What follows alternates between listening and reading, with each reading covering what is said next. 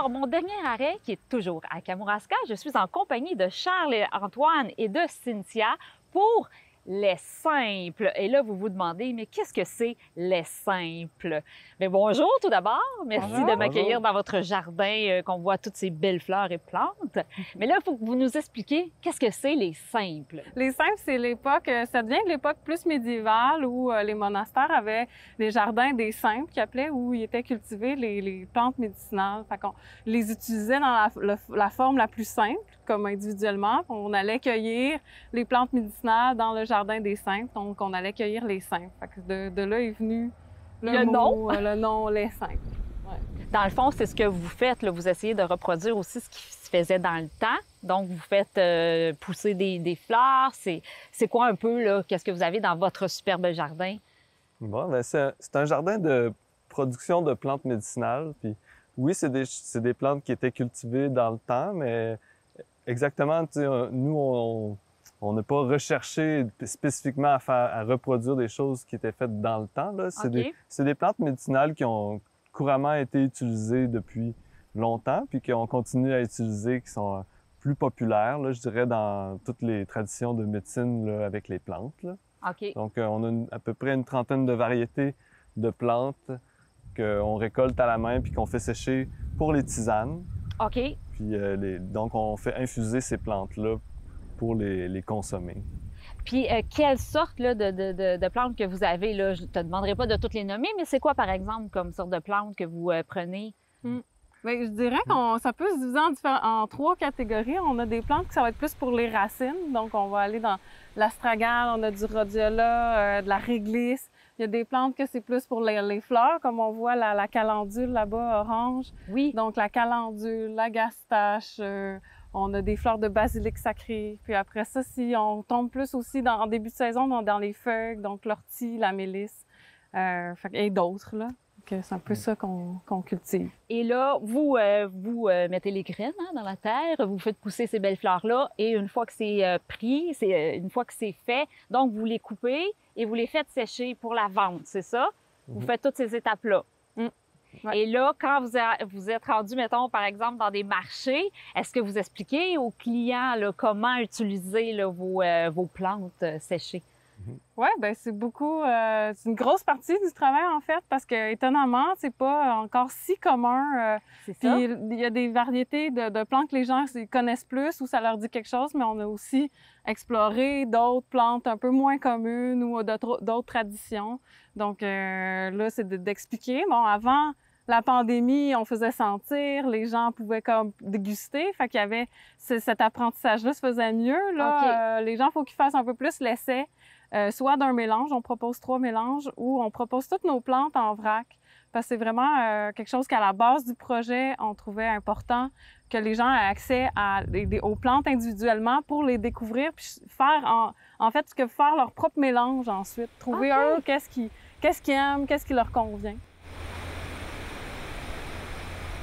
Puis quand on parle de plantes médicinales, là, il faut faire attention aussi avec ce mot-là, là. Mais si on parle de bienfaits, là, qu'est-ce qu'on peut retrouver un peu dans vos plantes au niveau du bienfait, là, dans notre corps? Oui, bien, en général, là, les plantes, comme on les consomme pas beaucoup dans notre alimentation. Puis c'est vraiment pour ça qu'on est là, nous. On cherche à ce que ça soit plus présent dans la vie de nos proches, la vie de notre communauté. Puis les plantes, en général, là, ils vont avoir un effet équilibrant. Puis, par exemple, beaucoup de gens vont avoir recours aux plantes pour mieux dormir ou pour se relaxer quand ils sont trop stressés. Okay. Donc, ça va être cet effet-là que les plantes, en général, vont pouvoir avoir là, sur la santé d'un individu en la consommant régulièrement. Puis, pour différentes raisons, que ce soit des raisons pharmaceutiques ou pour des raisons de prendre le temps de se faire une infusion dans la journée, ça va tout autant aider à se calmer qu'une molécule active dans une plante. Là. Mais là, j'imagine aussi, c'est de découvrir des nouveaux goûts parce que il n'y a pas beaucoup de monde, là. Ben, en tout cas, moi, j'en connais pas d'autres personnes que vous qui faites des jardins comme ça. Donc, c'est aussi...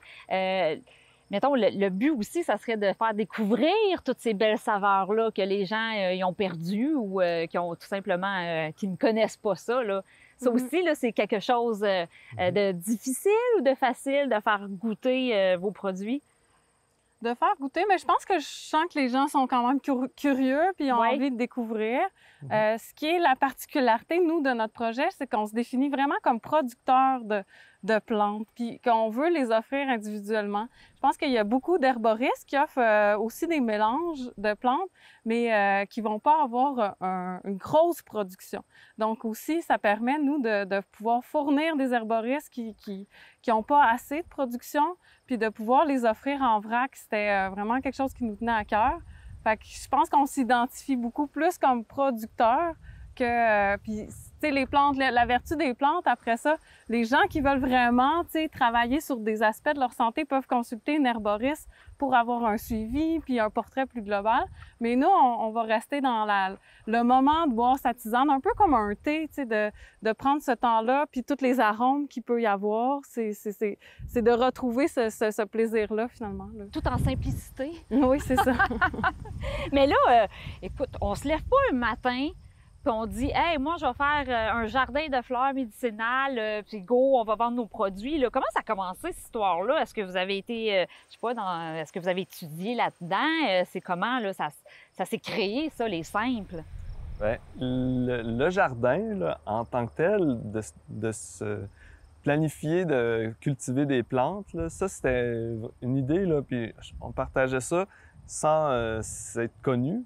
Quand on est arrivé en 2011 dans la région, c'est une idée d'autosuffisance, tu sais, pas d'une autosuffisance complète, mais d'avoir plus de légumes pour nous-mêmes, puis certainement des tisanes, des plantes médicinales pour la santé, là. Ça faisait, moi, un certain temps que je m'intéressais aux plantes médicinales, à leurs vertus médicinales, puis que j'en consommais déjà. Bien, c'est ça, hein? J'imagine que vous étiez déjà des amateurs de ces tisanes-là.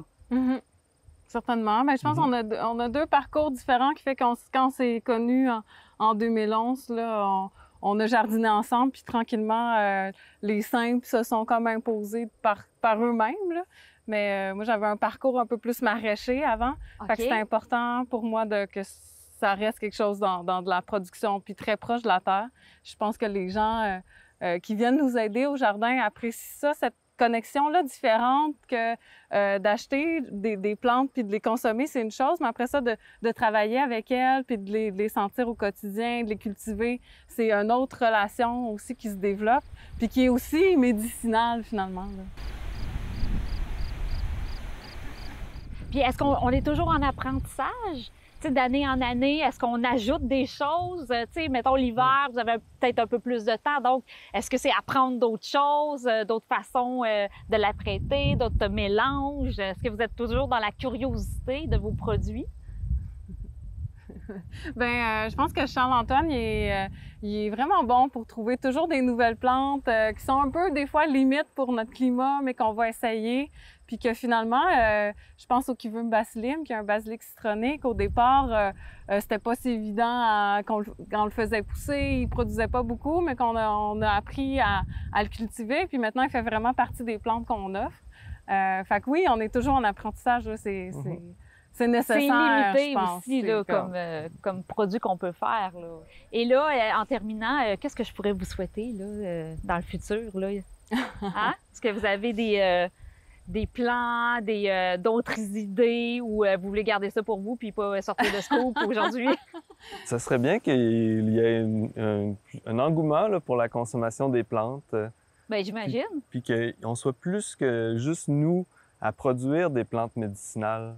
Puis des plantes aromatiques pour que dans chaque cuisine, là, il puisse avoir une grande variété de plantes puis que les gens prennent plaisir à les goûter, mais aussi à s'en parler, qu'il y a eu une discussion aussi autour de « Ah, cette année, le basilic sacré que j'ai fait pousser ou que j'ai pris dans tel jardin est très intéressant. » Puis ils ont sorti il y en a qui ont découvert qu'il y a des nouvelles variétés de basilic sacré, par exemple, puis ça, c'est intéressant, puis que les gens aient une discussion, puis que ça fasse avancer la prise de conscience là, que l'importance puis que le bienfait qu'ont les plantes médicinales là, dans la vie de tout le monde.